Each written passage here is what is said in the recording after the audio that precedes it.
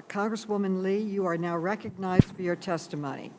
Thank you very much. Thank you, Chairwoman Maloney and members and my colleagues for having this very important hearing and for inviting me to join this panel. Now, as co-chair of the Pro-Choice Caucus, as a Black woman, a woman born in Texas, these state-level abortion bans like Texas SB 8 are deadly. I know what this means for Black people and brown people and people with low incomes. Today I share for the first time publicly a very difficult personal story, hoping that it will help destigmatize accessing abortion care.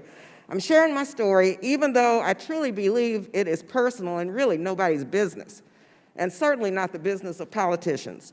But I'm compelled to speak out because of the real risks of the clock being turned back to those days before Roe versus Wade, to the days when I was a teenager and had a back alley abortion in Mexico. I was raised in El Paso, Texas, and attended Catholic school, so of course, growing up, sex education was non-existent. Adolescents' sexual and reproductive health were not discussed in a meaningful way, and because of that, I honestly wasn't sure how you got pregnant. Most of what I learned about sex and relationships was from pages of magazines and hearsay from my peers. I lived in a loving, extended family household with my wonderful parents and grandparents who wanted me to make straight A's, practice the piano day and night, and of course, stay away from boys. Now, after grammar school, we moved to California, and later, when I just turned 16, I missed my period. I was confused, afraid, and unsure, not knowing if I was pregnant or not. I didn't know what to do. Now, in those days, mind you, this is in the mid-1960s, women and girls were told if you didn't have a period, you should take quinine pills, sit in a tub of water, or use a coat hanger if nothing else worked. My mother noticed I became introverted and very quiet, so she asked me what was going on with me. At that point, I told her everything. I told her that I maybe not could be pregnant. She responded with love. She was supportive and sympathetic and took me to the doctor who confirmed I was pregnant. Now, my mother asked me if I wanted to get an abortion. She didn't demand or force me, but understood that this was my personal decision and a choice that I needed to make, and she would support me regardless. Now, mind you, I was the first Black cheerleader in my high school, got very good grades, was active in my church, and a member of the Honor Society, and an accomplished pianist. In fact, I won 2 music scholarships. So I felt embarrassed and thought if anyone found out, my life would be destroyed. It was so important for me to have someone I trusted to help me with this decision. So once I made this decision prayerfully, one of my mother's best friends in El Paso helped me access the abortion I could not get in California. When my mother told her what was going on, she told my mother to send me to her in El Paso because she knew of a good, competent, and compassionate doctor, yes, who had a back alley clinic in Mexico. She was kind and loving, took me to Mexico to have a DNC abortion procedure. Remember, I just turned 16. Now, I was one of the lucky ones, Madam Chair. A lot of girls and women in my generation didn't make it. They died from unsafe abortions. In the 1960s, unsafe septic abortions were the primary killer of African-American women.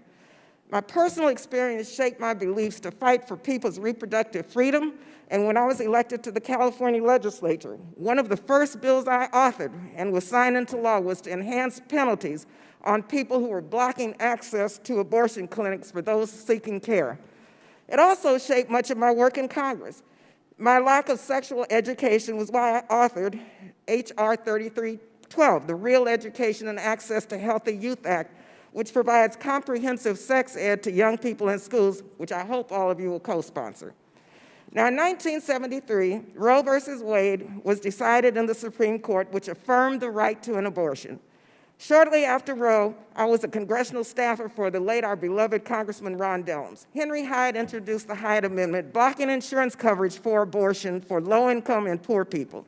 And he said, I certainly would like to prevent, if I could legally, anybody having an abortion, a rich woman, a middle-class woman, or a poor woman.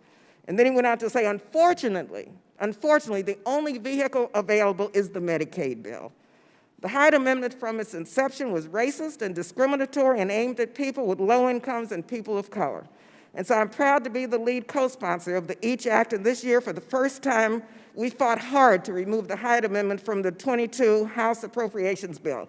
Now today, on the 45th anniversary of the Hyde Amendment's passage, I think about people like Rosie Jimenez, a Latina who died because the Hyde Amendment denied her the ability to have a safe abortion because her insurance would not cover it.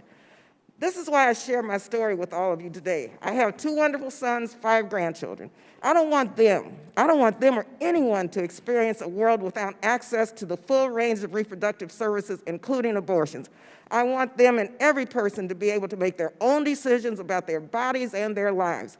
Last week, I was proud to have voted for the Women's Health Protection Act, led by our brilliant colleague, Congresswoman Judy Chu. But we can't stop there. We continue to witness states attempting to take us back to the days I know so well. We cannot and will not return to those days before Roe, and we'll be watching the Supreme Court decisions. Yes, members, this is my story, as hard as it is to talk about it. I hope that regardless of your personal views, it will help you understand that people deserve a right to make their own reproductive decisions about their lives, their bodies, and their futures. Thank you, and I yield back. Thank you.